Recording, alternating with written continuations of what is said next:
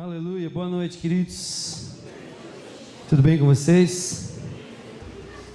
Quantos aqui amam Jesus? Diga amém. Amém. Aleluia. Estenda suas mãos aqui para frente. Pai, nós reconhecemos, Senhor Deus, a Tua presença neste lugar. Reconhecemos, Senhor Deus, o Espírito Santo que está aqui neste lugar e nós honramos isso. Te honramos, Espírito Santo, Tu és tão bem-vindo. Ô Espírito Santo, nós queremos dizer, Senhor Deus, que tudo pode falhar, a tecnologia, tudo, mas o Senhor não falha. Essa é uma certeza absoluta em nossas vidas, o Senhor não falha. O Senhor não falha. Obrigado pela Tua presença. Pai, eu oro por cada mente. Deus, no nome de Jesus eu declaro, Deus, mentes iluminadas, como o apóstolo Paulo orava, Senhor Deus, para os da igreja, Senhor Deus, da cidade de Éfeso, Senhor, ele orava dizendo, eu oro para que haja um iluminado o vosso entendimento, para que vocês possam compreender a esperança da vossa vocação. Deus, eu oro para que o Senhor acenda uma luz poderosa, Senhor Deus, e toda treva vá embora. Toda treva vai embora, todo espírito contrário que tenta, Senhor, distrair, Senhor, chamar a atenção, porque eu creio, ó Pai, que o Senhor quer nos atrair a Ti com cordas de amor e laços de misericórdia. E Satanás, ele tenta, Senhor Deus, nos distrair para que percamos, para que, Deus, não venhamos a receber aquilo que o Senhor tem para nós. Deus, em nome de Jesus, que, como diz Tiago, Senhor, que estejamos dando passos em direção ao Senhor, porque a Tua palavra diz, achegai-vos, pois, a mim, e eu me achegarei a vós. Obrigado por essa noite, eu declaro, Senhor, curas acontecendo, eu creio que elas já aconteceram, eu declaro, Senhor, Deus, libertações acontecendo, eu declaro, ó Pai, a Tua palavra encontrando, Deus, terreno fértil, para que a semente, essa poderosa semente, Senhor, germine e gere muitos frutos, no nome de Jesus. Amém. Amém, queridos. Quantos aqui têm fome de Deus? Desejo de Deus? Quantos aqui acordam pela manhã já pensando em Jesus? Quantos aqui vão dormir pensando em Jesus? Sabe, queridos, às vezes eu me pego acordando, a gente está num propósito de oração, então a gente vem bem cedinho aqui para a igreja e tem uns malucos que vêm com a gente, e a gente já acorda pensando em Jesus. A gente passa o dia inteiro alimentado com aquela palavra, porque a palavra de Deus é alimento sólido para o nosso corpo físico, alma, e a gente passa o dia inteiro pensando em Jesus. De repente eu me pego e falo, cara, passei o meu dia inteiro pensando em Jesus, e que dia maravilhoso, que dia maravilhoso. Eu desafio você a convidar cada vez mais o Espírito Santo, que eu possa me misturar tanto contigo, que eu já não saiba mais identificar quais são os meus atos e quais são os seus. Captou isso? Pegou isso?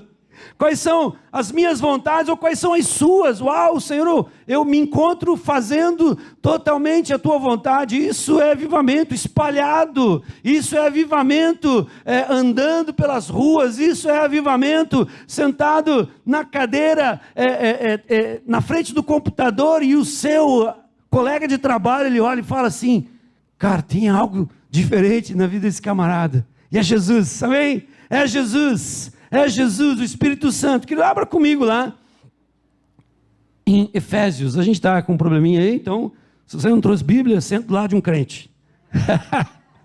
Estou brincando, queridos. Liga aí a tua Bíblia. Se você não tem, você vai ter que confiar naquilo que eu estou lendo aqui, amém? Depois você chega em casa, confere tudo, e se der alguma coisa errada, você volta, conversa comigo, amém? Mas não vai dar não, eu creio, em nome de Jesus. Vamos lá? Quantos acharam, diga amém. Quantos não acharam, diga misericórdia, Jesus. Efésios. Uau, eu falei de manhã, tá difícil pregar nessa igreja, né, irmãos? Cada pregador aqui que, pelo amor de Deus, uma semana prega o Du, na outra semana prega o Amado, E na outra semana prega o Marquinhos. Rapaz, ontem eu vim aqui nos adolescentes, até eu fiquei com vontade ali na frente de aceitar Jesus de novo. Hã? Não tinha lugar, gente. Adolescentes invadiram a igreja. E quando o Marquinhos fez o apelo, eles invadiram a frente. Isso é avivamento, queridos. Isso é um despertar de Deus. Hoje nós vamos trabalhar um tema que antecede o avivamento, que é um despertamento. É quando o Senhor ele te chama para um nível maior, né? E alguns respondem, outros não. Nas histórias dos avivamentos, elas sempre irromperam porque pessoas escutaram o clamor de Deus, pessoas escutaram o convite de Deus, né? Quando Isaías vai no templo, ele estava tão triste, e o Senhor se apresenta: rapaz, você está a fim de encarar essa comigo? Você está a fim de dizer sim para mim? Ele falou: eis-me aqui, Senhor, eu só preciso que o Senhor me purifique. Me purifica, Senhor, nas minhas áreas de debilidade. Ele diz que o Senhor providenciou um ser espiritual que pegou brasas do altar. Qual a tua área de debilidade? Eu sei qual é a minha. Deus manda muita brasa, Senhor. Manda, Senhor Deus, um caminhão de brasa, eu quero me jogar inteiro nele. Brincadeira. Mas qual é a tua debilidade? Oh, Jesus. Nós amamos a Jesus. Tu és amado, Jesus. Desperta, Pai. Desperta homens e mulheres, jovens e adolescentes, crianças. Crianças, a gente tem ouvido falar de crianças que têm sido usadas em poderosas curas, poderosos sinais poderosos. Eu fiquei sabendo de uma que um rapaz entrou na igreja com a perna torta, a perna tinha um encurtamento. E uma criança orou por ele, no meio do culto, houve-se um estralo, pá! De repente o camarada começa a gritar: milagre, milagre, milagre. Ele sai pulando na igreja. E não foi o pastor, não foi, enfim, o profeta, não. Pode até ser um profeta, uma criança profeta, né? Mas foi uma criança. E nós estamos vivendo dias de um derramar, querido. De um derramar. Que Deus nunca fez, mas está se comprovando cada vez mais que não há acepção de pessoas. Basta um coração sedento. Amém? Glória a Deus. Vamos lá. Efésios 5:14 diz assim: por isso é que se diz, desperte. Fala assim comigo: desperte. Chacoalha quem está ao teu lado. Acharam que eu tinha esquecido disso, né? Fala assim: desperte. Você que está dormindo, levanta-te dentre os mortos e Cristo o iluminará. Portanto, tenham cuidado com a maneira como vocês vivem. Depois você chega em casa e leia o contexto, que vocês vão entender melhor. Não tem como nós trabalharmos tudo aqui. Tá? Tenham cuidado com a maneira como vocês vivam. E não vivam como tolos, mas como sábios, aproveitando bem o tempo, porque os dias são maus. Fala assim: os dias são maus. Por esta razão, não sejam insensatos, mas procurem compreender qual é a vontade do Senhor, e não se embriaguem com o vinho, pois isso leva à devassidão, em alguns a contenda, em algumas traduções, mas deixem-se encher do Espírito. Mas deixem, não é algo imposto, não é algo imposto, é uma decisão. Senhor, eu quero ser cheio do seu Espírito. Eu estava ouvindo uma pregação do Billy Graham. Quem conhece Billy Graham? Cara, quem não levantou a mão tem que conhecer. Esse homem pregou por mais de 70 anos e ninguém tinha uma vírgula para falar sobre o caráter dele. Certa vez ele pregando sobre essa passagem, ele fala assim: muitas vezes nós falamos do pecado da embriaguez, ou seja, lá o que forem os seus desdobramentos, mas nós não falamos do pecado de não se deixar ser cheio do Espírito Santo. É um desejo de Deus, queridos. É um anseio de Deus. Nós tínhamos uma igreja em Atos 1, começo de Atos 2, que eles estavam no templo orando, mas eles ainda não tinham sido cheios do Espírito Santo, e eles estavam lá 10 dias. Talvez aquela igreja tradicional, né, cheia de liturgia, não sei, eu estou só confabulando. Mas quando o Espírito Santo irrompeu naquele lugar, demorou 1 segundo para que a cidade... Sabe que a menor porção de conquista que vem de Deus para nós é a cidade, pode ver. Sempre o apóstolo Paulo manda as suas cartas para as cidades. Então nós devemos orar pelas cidades. E quando o Espírito Santo desceu sobre aqueles homens sedentos, desejosos da presença manifesta de Cristo na vida deles, demorou o quê? 1 segundo. Para que a cidade inteira soubesse que eles estavam lá. Não é isso maravilhoso? E a partir dali, conversões, 3.000 homens, depois 5, e depois, misericórdia, irmãos, né? Alguns estudiosos dizem assim, que mais de 50% da cidade se converteu ao senhorio de Cristo. Mais de 50% da cidade se dobrou diante do senhorio de Cristo Jesus. Então, quando você for orar, ore por cidades. Ore por cidades. Senhor, dá-me Curitiba, faça igual o Ivan Roberts. Cara, o cara era um semi-analfabeto. Depois deram a oportunidade dele, mais tarde, ir para um seminário. Mas sofreu demais para chegar naquele lugar. 9 anos já tinha que trabalhar nas minas, ocupando o lugar do pai. 9 anos trabalhando nas minas de carvão. Rony, imaginou o teu filho com 9 anos numa situação dessa? A gente tem que usar os nossos filhos para que a gente possa entender o peso daquilo que aconteceu. 9 anos. Já trabalhava nas minas e desde os 9 diz que ele tinha uma sede de Deus. Deus tinha despertado aquele rapaz, mas por causa de um desejo que ele tinha de Deus, e Deus usou aquele rapaz, e ele permaneceu 13 anos orando para que Deus se mudasse para o país de Gales. Um dia os anjos chegaram na sala do trono, estava escrito assim: fui para Gales, estou em Gales, volto depois, quem sabe eu vá para a Rua Azusa. E foi isso que aconteceu. Ele passou 13 anos orando para que Deus rasgasse os céus. Ele não foi o único que fez isso. Várias outras pessoas, vários outros homens de Deus. Um inclusive escreveu um artigo: o que mais o povo de Gales necessita nessa vida? Ele escreveu um artigo no jornal. Naquela época o jornal era a internet de hoje. Talvez era o Instagram. Qual que é a rede social mais top que existe? Mais... Twitter? É Twitter? Falem, pelo amor de Deus. Jovens! Crianças, vocês são mais entendidos nisso. Vamos supor, seja o Twitter, o Instagram. Ele foi lá, falou assim: a coisa que o país de Gales mais precisa é de um avivamento. E eu queria que isso acontecesse, nem que eu tivesse que dar a minha vida por isso. 3 semanas depois, morreu. Parece que Deus exige algumas sementes.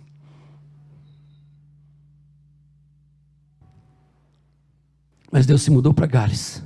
E sabe o que é interessante do avivamento de Gales? É que começou com os adolescentes. Cadê os adolescentes aí? Começou com os adolescentes, cara. Formidável isso. Claro que teve um pastor que deu um start, mas por causa de uma frustração. Ele estava frustrado com a falta de unção nas suas mensagens. Ele estava frustrado porque as mensagens que ele pregava já não atingiam mais as pessoas, e as pessoas não se dobravam mais a Cristo. E ele começou a se arrepender, a buscar o Senhor. Ele foi despertado. E ele convidou os adolescentes, convidou os jovens a terem tempos de oração e busca da presença do Espírito Santo. E sabe o que aconteceu? Ele veio. Ele veio.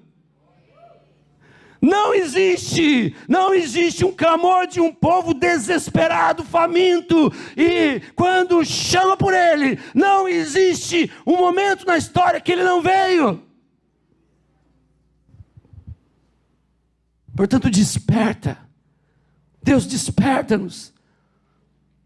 O apóstolo Paulo fala isso para aquela igreja que tinha sido fundada há mais ou menos 19 anos depois da ressurreição de Cristo. E essa carta foi escrita mais ou menos uns 10 anos depois. Ou seja, a igreja tinha 10 anos, já tinha muita gente dormindo, já tinha muita gente tentando conciliar a vida no mundo, e a vida na igreja, e a vida no reino. E o apóstolo Paulo fala: não, cara, não pode. Vocês são de Cristo, vocês pertencem a Ele. Busquem santidade, busquem uma vida de oração, de entrega. Não busquem as coisas que são da terra, mas busquem as coisas que são do alto, lá onde Cristo está. E onde nós também estamos pela fé assentados. Isso Efésios fala: nós já estamos assentados com Cristo nas regiões celestiais. Às vezes você se pergunta por que o diabo te odeia tanto. Que você tem o que ele queria ter. Isaías 14 fala, eu sempre confundo 14 ou 28, porque Ezequiel fala em 28 ou no 14, Isaías fala a mesma coisa no 14 ou no 28, então vai nos dois lá. Fala de quando Satanás estava nos céus, ele falou assim: vou subir até o mais alto e vou me assentar no trono do Altíssimo. Ele queria ser parecido com Deus, mas a Bíblia fala que nós somos o quê? A imagem e semelhança de Cristo Jesus. Ou seja, você que tem o Espírito Santo é parecido com Cristo. Olha para quem está do teu lado aí, veja essa pessoa cheia do Espírito Santo. Se não é ainda, já começa a declarar sobre a vida dele: mais Espírito, mais Espírito. Veja Jesus nela. Mais o Espírito Santo, queima mais o coração. E ele fala assim: subirei até o mais alto trono e me assentarei no trono do Altíssimo. E a Bíblia fala que eu e você estamos assentados junto com Cristo nas regiões celestiais. Uou! Por isso ele te odeia. Deus queria judiar bastante de Satanás e colocou um monte de Jesusinho pequenininho na terra. E onde Satanás vai, Jesus, Jesus, Jesus, está ficando endemoniado. Cristão significa um pequeno Cristo. E que tipo de Cristo tem sido? Vamos despertar, irmãos. Vamos despertar. Talvez você esteja vivendo o sono da imprudência, que é a sonolência que Sansão viveu.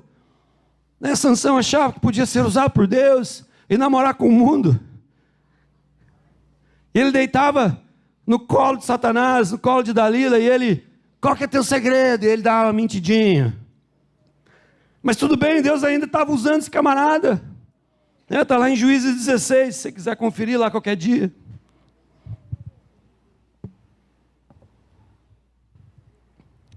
Cara, tal sono custou a moral, custou a honra, custou a visão, perdeu a visão.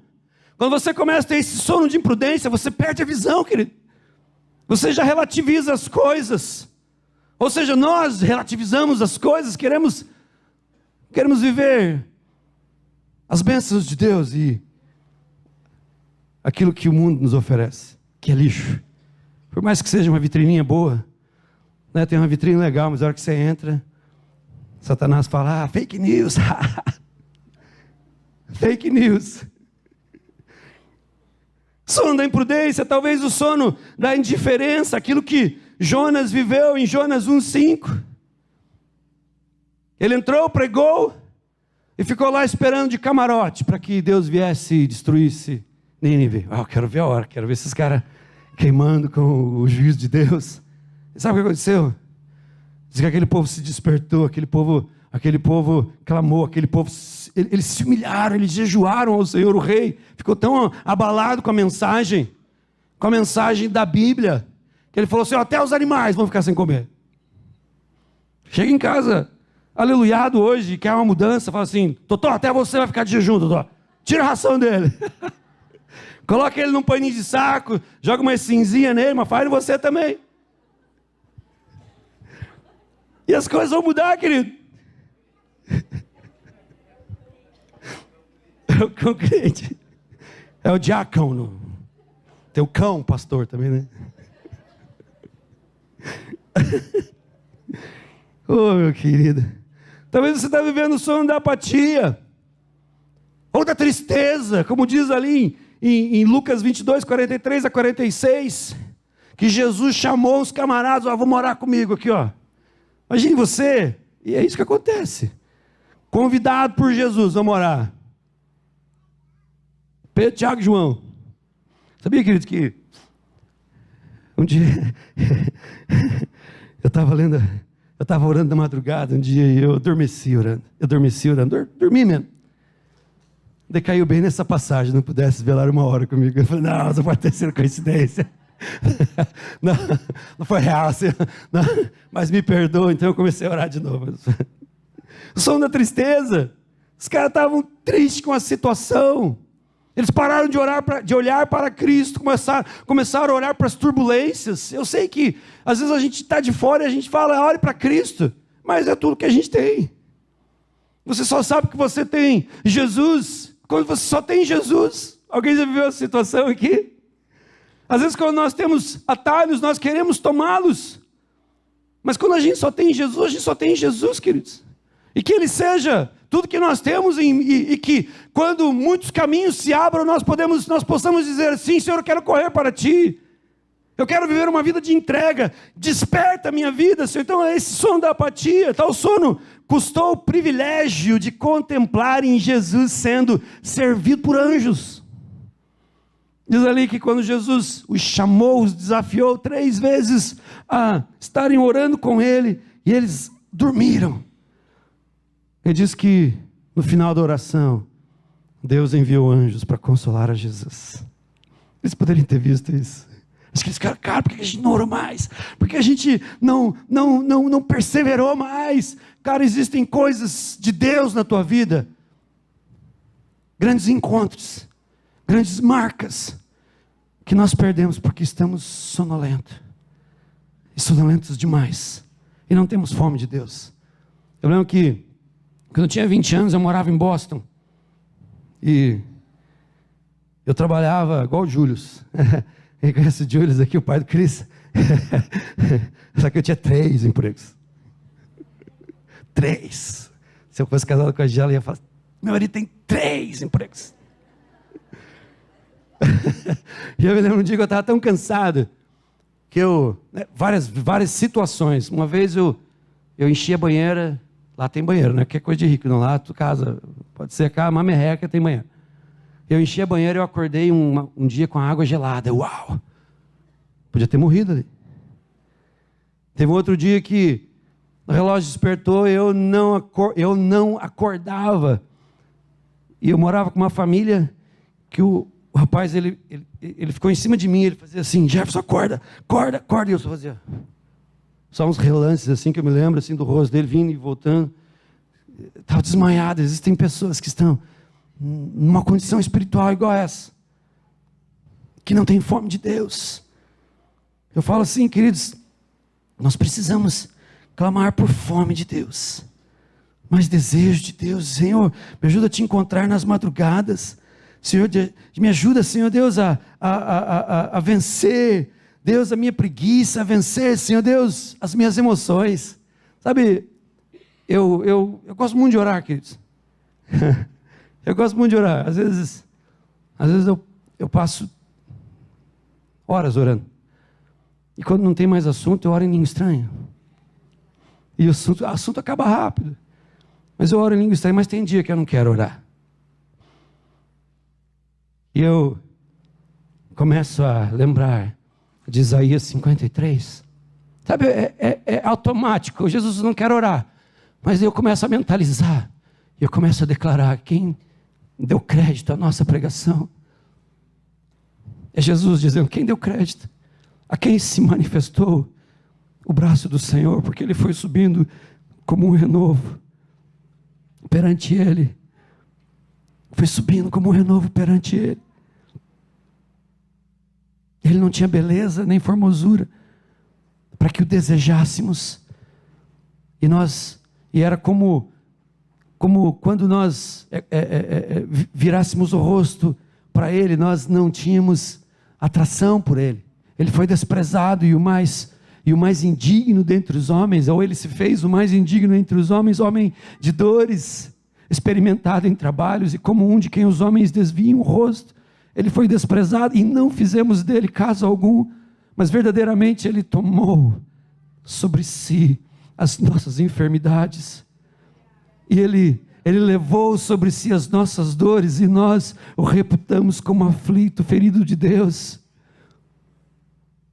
e oprimido, mas verdadeiramente ele foi moído pelas minhas transgressões, foi ferido pelas minhas iniquidades, e o castigo que me traz a paz estava sobre ele, e pelas suas pisaduras nós fomos sarados.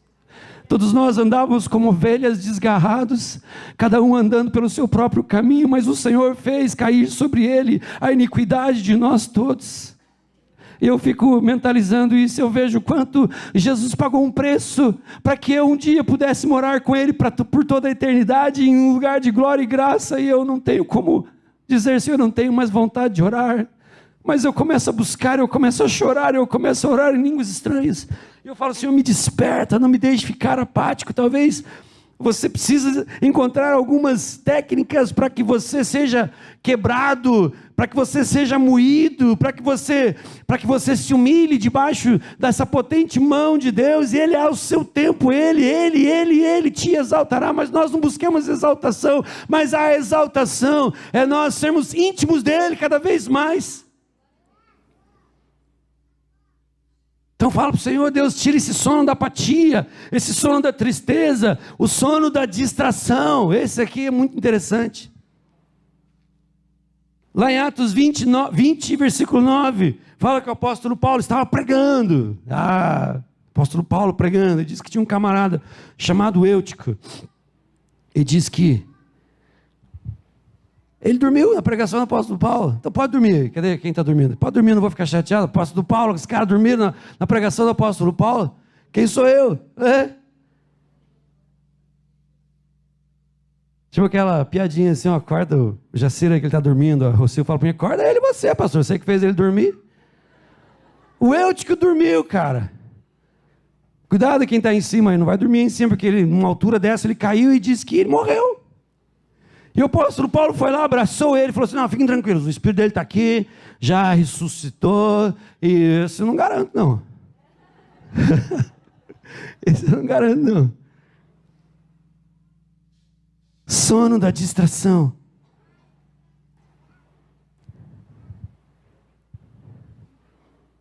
Que o Senhor nos desperte nessa noite. Eu vim aqui jogar brasa em você nessa noite. Alguém já disse assim, que culto bom não é quando você sai feliz com o pregador, mas triste com você. Triste com você. Ou sai assim, eu disposto a ter áreas da sua vida abertas para que Jesus entre e faça a obra dele na sua vida e na minha vida. Culto bom é esse, queridos. Quando a tua esposa chega em casa e de repente você pede perdão para ela, ou esposa, me perdoe, eu não tenho sido um bom marido, mas a partir de hoje eu vou ser. Quando você chega nos seus filhos e fala assim, filha, não tenho orado muito por você, mas de repente você coloca a mão na cabeça dela e fala, papai te amo, então eu vou orar. A melhor expressão de amor é quando você ora pelos teus filhos. E a maior segurança que os teus filhos têm em você é quando ele acorda nas madrugadas e te pega orando. Eu não sei se você já teve essa experiência. Às vezes eu levanto de madrugada, minha filha está ali, ó, e ela me pega me vestindo, eu me vestindo. Ela não pergunta, papai, onde é que você vai? Ela sabe que eu vou orar ao Senhor. Por quê? Porque eu preciso ter áreas da minha vida que sejam despertadas pela graça do Senhor. Querido, quando Deus tem algo grande para realizar em favor da igreja, o desejo dele é que esse ato seja precedido por orações extraordinárias. Quando você vai lá para Abacuque 3, 1, 2, você vai ver que o profeta ele começa dizendo, Senhor, eu orei ao Senhor, eu fiz uma oração ao Senhor, e ele clama por um despertar que gera um avivamento a partir da oração do povo. Quando você vai lá para 2 Crônicas 7,14, você vai entender que um avivamento ele vem quando um povo se dobra em intensidade ao Senhor. Se este povo que se chama pelo meu nome, se esse povo que se chama pelo meu nome se humilhar e orar e buscar a minha face, então eu ouvirei dos céus. Qual foi a última vez que você se humilhou diante do Senhor? E sabe que humilhação no Antigo Testamento tem a ver com jejum? Sabia disso? Quando você jejua, você está se humilhando, dizendo, o Senhor não humilha ninguém, querido. O Senhor não humilha. Você não vai achar em lugar algum na palavra de Deus uma situação onde o Senhor humilha. Mas Ele quer que nós venhamos a nos humilhar a Ele e buscar a face deste Deus que vem com intervenção poderosa e vem e sara a terra. Ele provoca mudanças poderosas, queridos. Nós vemos isso na história dos avivamentos. E numa certa altura de Abacuque 3, versículo 2, ele fala assim: Senhor, eu ouvi a tua palavra. Senhor, eu me posicionei em oração, então eu ouvi a tua palavra. O avivamento é a palavra do Senhor, vivenciada e obedecida. Ah, pastor, eu não estou entendendo. Só obedece. Só obedece. Só obedece. O avivamento de Judá nos dias do rei Josias só se deu depois que o sacerdote Ilquias anunciou ao rei: Rei, achei o livro da lei da casa do Senhor. 2 Reis 22 fala isso. O avivamento que aconteceu daquele povo que saiu da Babilônia só aconteceu na época de Esdras e Neemias, e ele se deu através da leitura expositiva da palavra de Deus. Ou seja, eles ficavam horas ouvindo a palavra de Deus, e num certo momento eles começaram a chorar, porque eles sabiam que eles estavam longe daquilo que estava sendo lido, mas eles tinham o desejo de novamente retornar a viver aquilo com intensidade. Deus encontra em nós. Sabe, às vezes eu vejo, a gente tenta caminhar com pessoas que não têm fome de Deus. Não tem fome de Deus. E daí a gente fala, cara, você precisa orar. Isso, pastor, mas isso é simplismo. Cara, isso é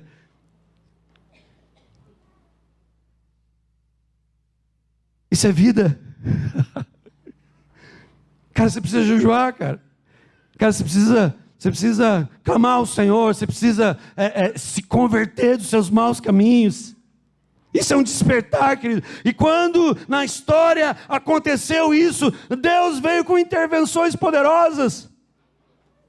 Lá no país de Gales, tinham jogos de futebol. O futebol tinha sido recém-inventado, mas tinham jogos de futebol. Cadê os jogadores? Ah, treinador, os caras estão se quebrantando lá no camarim, os caras estão se quebrantando, está tendo confissão de pecado, eles não vão jogar, porque eles estão chorando, eles estão jogados no chão, estão clamando pela misericórdia. Pessoas passavam a 7 quadras de distância, elas se ajoelhavam e começavam a confessar pecados. Pessoas iam nas delegacias e confessavam furtos que tinham feito há 2, 3 anos atrás. Por causa da unção, por causa da visitação de Jesus. Jesus estava morando em Gales. Depois ele se muda para a Rua Azusa. O avivamento de Gales demorou menos de 2 anos, mas explodiu em vitalidade para o mundo inteiro. Missionários foram para a Coreia do Sul, para a Birmânia, foram para tantos lugares. E lá na Coreia do Sul, hoje nós vemos aquelas igrejas lotadas, aquelas igrejas cheias, aquelas igrejas poderosas, aquelas igrejas cheias da presença de Deus, porque um dia, um menino de 13 anos começou a orar, e quando tinha 26 anos aconteceu um avivamento. Depois Deus se muda para a Rua Azusa. Sabe que nós temos que entender os avivamentos para que a gente possa honrar esses poços de graça que Deus nos deu. Eu acho interessante lá em Atos 3:21, que fala assim, que os céus contém a Jesus, até que todas as coisas sejam restauradas. Quais são essas coisas? Será que Jesus precisa da restauração política? Não. Ele pode usar a igreja para que isso aconteça. Será que Jesus precisa? Não. A igreja sempre foi muito bem, mesmo em tempos de perseguição. E eu falo assim, falta uma perseguiçãozinha, falta umas prisãozinhas, umas mortezinhas. Sabe, é tão interessante quando você lê sobre os crentes da Coreia do Norte. Cara, eles fazem culto, sabe aonde? Nos esgotos. Porque no esgoto é o único lugar que os soldados não entram para matá-los, ou para prendê-los. E eles não começam a reclamar, esse louvor está desafinado, a guitarra não foi legal, ou a voz do pastor muito estridente. Não, cara, eles se reúnem naquele lugar, e eu creio que aquele lugar fedido se enche com o cheiro da graça. Então Deus se muda para a Rua Azusa, porque Deus queria restaurar algo naquele lugar. Deus queria restaurar um princípio muito importante, que é o batismo com o Espírito Santo, que é o dom de línguas, né? E ali é dom de línguas mesmo, irmão. O apóstolo Paulo fala que você ora em línguas para que você edifique-se a si mesmo. Existem orações que você nunca vai saber fazer se você não orar em línguas. Isso é para todos. Quero que vocês todos orem em línguas. Algumas versões tentaram amenizar o afirmativo de Paulo, o imperativo ali. Eu quisera. Não é quisera, eu quero. Porque é para todos. E ali Deus queria restaurar um dos pilares, que é o batismo com o Espírito Santo, que é este poder para testemunhar, e realmente aconteceu isso naquele lugar, né? Um homem negro foi usado ali para que esse avivamento viesse, sofreu demais, né? E quando o Espírito Santo veio, pessoas do mundo inteiro foram ver o que estava acontecendo na Rua Azusa. Ele disse que em alguns momentos eles viram fumaça e fogo, e quantas vezes os bombeiros chegaram naquela igreja, onde está o fogo? Não, o fogo era lá dentro, querido. Pessoas sendo curadas, pessoas sendo batizadas. Há relatos de milagres criativos de Deus. Pessoas que não tinham um olho, de repente Deus enchia aquele globo ocular, aquela cavidade ocular com a glória dele, e os olhos apareciam. Esses dias uma perna cresceu na minha mão. E não foi pouquinho não, querido. Foi um tantão assim, Deus cresceu o osso. E sabe que a criatividade de Deus foi que Deus fez crescer a calça também. 2 semanas depois, outra perna cresceu. Deus, tem algo aqui, Deus. Não podemos perder, temos que honrar esses poços de graça. E várias outras. Querido, eu estou igual o Todd White, andando na rua, tentando achar gente doente. Gente doente, cara, posso orar por você? Não, o Senhor quer curar a sua perna. A minha casa tem sido um lugar de cura. O Senhor restaurou o meu ligamento cruzado, o meu menisco, né, numa sala profética. O Senhor endireitou a caixa torácica da minha filha, assistindo um culto no Descend. Quando o Randy Clark começou a orar, a gente falou: filha, coloque a mão na sua caixa torácica, porque eu, quando era da idade dela, precisei fazer uma cirurgia. Eu tenho a marca até hoje, desse tamanho aqui, ó. E tiraram, a minha mãe era enfermeira, ela trouxe para casa potes assim de osso. Não sei porque ela trouxe, né? Coisa de gente doida, né? Acho que ela não queria deixar um pouco do filho lá. Eu tive que fazer essa cirurgia. E um dia eu vi a caixa torácica da minha filha, era piorada. Tinha até um ossinho assim saltado. Uma costelinha assim. Deus, em nome de Jesus, minha filha é muito linda para ter que passar por uma cirurgia dessa. E um culto daquele, o Randy Clark falou: a gente vai orar por cura agora. Eu falei: filha, coloca a mão na costelinha. E de repente o cara começou a orar. Cara, a costela dela veio para o lugar. A costela dela veio para o lugar.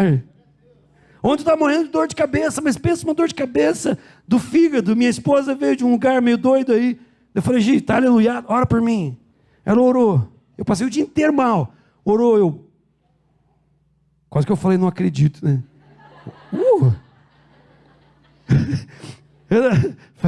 Fiquei com medo. Não acredito. Voltou a dor de cabeça. Não. Cara, Deus quer fazer isso, quer usar a tua vida, quer usar as crianças. Quer usar as crianças. E tudo isso porque algo foi restaurado aqui em Azusa. Deus se mudou para Los Angeles. O século XX foi marcado por avivamentos, querido. O século XX foi marcado por avivamentos. A história diz o século da guerra. Não, é o século do avivamento. E se você fala: pastor, mas o que aconteceu do ano 33 de Atos até 1500, não houve mais. Só houve aquele romper da explosão do Pentecoste ali, no ano 200 mais ou menos se perdeu. Então a gente não ouve mais falar de um movimento que abalou o mundo. Então Azusa foi o primeiro. Em Gales foi um avivamento de arrependimento, não teve sinais e maravilhas. Mas sinais e maravilhas começaram na rua Azusa. Sinais e maravilhas começaram aqui. Houveram eventos esporádicos na história, mas não com proporções mundiais. E depois da rua Azusa aconteceu o avivamento da chuva serôdia em 1948. Eles não criam que simplesmente o Espírito Santo descia sobre as pessoas, mas eles criam que eles recebiam com imposição de mãos. Atos 8, né? O avivamento em Samaria, Filipe pregando, né? As coisas acontecendo, né? Pessoas sendo libertas, pessoas sendo curadas, gente que era paraplégica, de repente começaram a orar, mas ainda não tinha descido o Espírito Santo. Então foi Pedro e João para aquela parada, eles começaram a impor as mãos sobre as pessoas, e eles começaram a receber o Espírito Santo. Então eles criam nisso. Então Deus restaurou algo a mais que precisava ser restaurado na história, e eles começaram a pregar sobre os 9 dons. Não é só língua estranha, mas são os 9 dons do Espírito Santo. 1 Coríntios 12. Nós podemos viver isso. Nós podemos viver isso. E o interessante, queridos, que quando a gente fala sobre isso, parece que é uma desonra com as coisas que Deus já revelou. Poucas pessoas vêm em mim e falam assim: pastor, fala mais sobre o batismo com o Espírito Santo. Eu não sei, cara, mas quando eu era adolescente eu era louco por isso. A gente vai ter uma vigília lá no Cachimba. Aí pegava ônibus, ia a pé, que a gente não tinha grana. Então a gente precisa honrar esses postos de graça que Deus foi restaurando nesses movimentos mundiais. E a gente não ouve, mas Deus quer restaurar todas essas coisas. E na chuva serôdia eles começaram com a parada dos cânticos espirituais. Às vezes a gente acha que quem criou isso foi Ana Paula, não foi não. E um pouquinho mais para frente, houve um outro movimento em 1950 com William Branham. William Branham era um cara semi-analfabeto, e o Senhor fez uma visitação para ele e falou assim: ó, eu vou te usar em cura. Eu vou te usar em cura, e a tua mão vai começar a queimar. E quando você colocar sobre elas, as pessoas serão curadas. Deus estava restaurando um ministério de cura, mas que não era só para o William Branham, mas era um modelo daquilo que nós podemos viver. Quem conhece aqui Todd White? Poucos. Busca lá na internet. Quem conhece aqui John Wimber? Cara, um cara que pregava muito sobre cura. Todd White disse que orou por 700 pessoas antes que o primeiro fosse curado. Ele disse que o primeiro que foi curado foi a mãe dele. John Wimber orou por 100 pessoas e disse que a maioria deles morreu. Pastor, ora por mim. Corre o risco. Corre o risco. Deus estava restaurando um movimento de cura. Ele diz que quando esse William Branham, ele sofreu um acidente, diz que a esposa dele já estava morta do lado dele. Ele falou para o filho assim, ele muito ferido, ele falou para o filho assim: filho, coloca a minha mão sobre o peito da sua mãe. E o filho dele colocou a mão sobre o peito da esposa dele, e ela ressuscitou na hora, e ele morreu.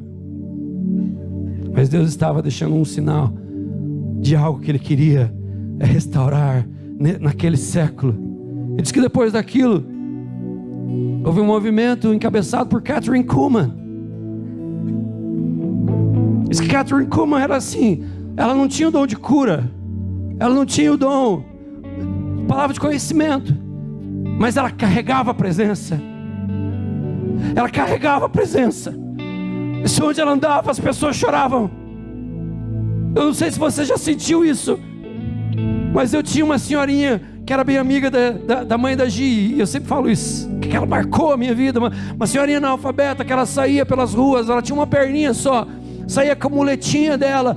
Eu encontrava ela na rua: dona Tília, onde é que a senhora estava? Ah, filho, estava pregando a palavra de Deus, filho. Ela com uma perna só, muletinha. Dona Tília, o senhor quer uma carona? Ô, filho, quero sim, filho, estou cansada. Ela entrava no carro e a presença entrava. Ela entrava no carro e a presença entrava, e eu começava a chorar, e ela já entendia, e ela começava a orar uma língua estranha, que um dia eu vou perguntar para Jesus o que significa. Sarimará, Sarimará. E sabe, domingo passado, a gente é humano. Falei, pastor, confessei para o meu coração, aconteceu uma situação, eu saí meio triste. Daqui, não pequei, mas saí triste. Eu olhei para Gisele, minha esposa linda e maravilhosa. Aprecio com moderação.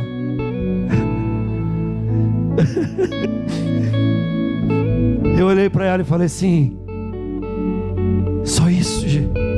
Será que é só isso? E à noite veio uma pessoa na igreja, e a pessoa chegava perto de mim e ela chorava. Essa pessoa chorava. Eu falei, que você está chorando? Ela, pastor, não sei, que é uma presença tão grande em você. Eu falei, o que é isso? É uma presença tão grande. E ela tinha algo para me dizer, mas ela não disse. No outro dia ela passou uma mensagem. Ela falou assim: pastor, ontem eu estava chorando porque eu senti muito a presença do Espírito Santo na tua vida, e Ele mandou te dizer: não é só isso.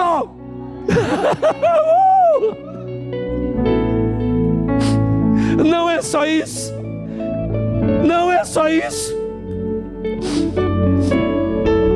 Em 1960 surgiu o movimento Jesus Movement, que abalou o mundo. Mas sabe como é que começou? Diz que tinha um camarada chamado Chuck Smith. Tinha uma igreja de 25 pessoas, e num culto daqueles entraram 200 hippies.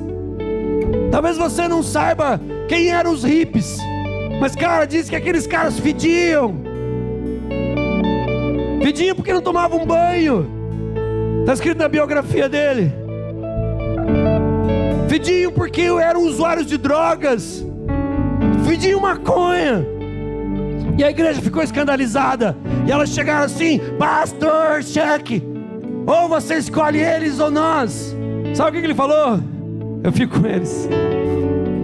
Eu fico com eles. A igreja inteira foi embora. Ele ficou com 200 malucos fedidos na igreja, querido.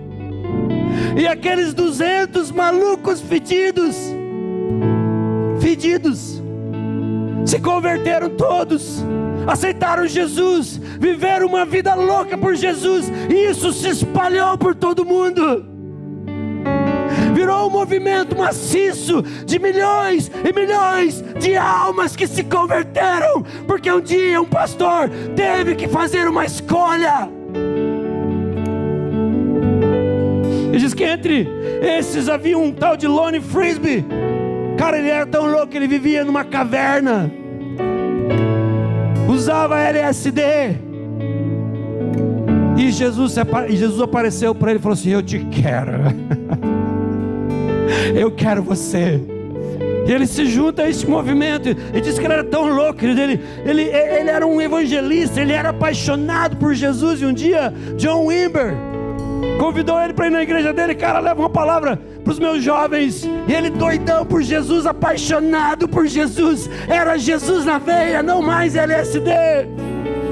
E ele, no momento, ele entra e ele faz assim: recebam o Espírito Santo. E diz que os jovens começaram a falar em língua estranha e começaram a viver um avivamento poderoso. E daquele avivamento, adolescentes, jovens começaram a acompanhar ele e John Wimber nas ruas, nas cidades. Eles iam impondo as mãos nas pessoas, e as pessoas eram curadas, querido. John Wimber levava esses camaradas para pregar em convenções que ele ia na Inglaterra, e aqueles jovenzinhos, e aquilo impactou tanto a nossa vida, que hoje o que nós vivemos é aquela onda. Depois disso, irrompeu num avivamento em Toronto, né, com o Randy Clark. Deus restaurando as coisas. Deus restaurando as coisas. Deus restaurando as coisas. Depois disso, um camarada chamado Keith Green, drogado, 21 anos, ele se converte e ele começa a chocar o mundo com suas canções e pregações. Dá um ré para mim. Lembra daquela canção que você cantava muitos anos atrás, quando você era criança? Senhor, formoso és, tua face eu quero ver, pois quando estás neste lugar, tua glória invade-me. Vamos mais uma vez. Acende a chama, ó Pai, que uma vez brilhou. Vem para brilhar, resplandecer o meu primeiro amor. Fica nessa canção aí, não sai dela. Nesse Keith Green, ele impactou o mundo com as suas canções e pregações. Ele que começou com aquelas palavras de impacto. Isso há muitos anos atrás. Ele já dizia assim, ó: ir ao McDonald's não te transforma num hambúrguer. Ou seja, você ir na igreja não te transforma num cristão. Você precisa nascer de novo. Você precisa nascer de novo. Você precisa nascer de novo. Sabe, esse cara era tão apaixonado por Jesus. Esse Keith Green, ele era tão apaixonado por Jesus, que diz que com 7 anos de convertido, Jesus levou ele. Jesus falou assim: cara, eu te quero tanto aqui comigo. Talvez foi a mesma coisa que aconteceu com Enoque. Vem aqui, filho, eu te quero tanto aqui. Você me ama tanto, eu te quero tanto aqui. Mas Leonard Ravenhill, o cara que escreveu Por que Tarde o Pleno Avivamento, ele era o mentor de Keith Green.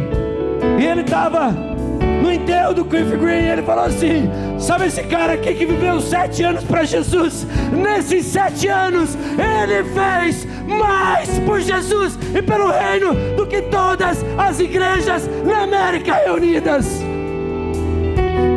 Eu quero te dizer, cara, qual que é o legado que você está deixando? Qual que é o legado que você está deixando? A minha filha está ali, e eu quero que o dia, não é muito tempo, quando eu morrer, ela fale assim: eu vivi numa casa onde o meu pai era apaixonado por Jesus, era louco pelo Espírito Santo, era apaixonado pela palavra de Deus, era apaixonado pela esposa, era apaixonado pela minha vida. Qual que é o legado que você vai deixar? O Senhor restaurando as coisas, restaurando o batismo com o Espírito Santo, restaurando os 9 dons. Isso impactou a vida de Mike Bickle. E Mike Bickle, ele deixou uma igreja e abriu casas de oração. E as casas de oração hoje estão em todos os lugares. Por quê? Porque o povo precisa orar, porque a unção, porque a palavra falada em oração está preparando o tempo da vinda do grande rei. É a igreja que ora. E também influenciou um camarada chamado Bill Johnson, que ele falou assim: os 9 dons é vivido no cotidiano. Vão para os shoppings, vão para os restaurantes, vão para os lugares e falem de Jesus. Vivam a unção dos 9 dons. Eu queria te perguntar: qual é o legado que você está deixando? Se você morresse hoje,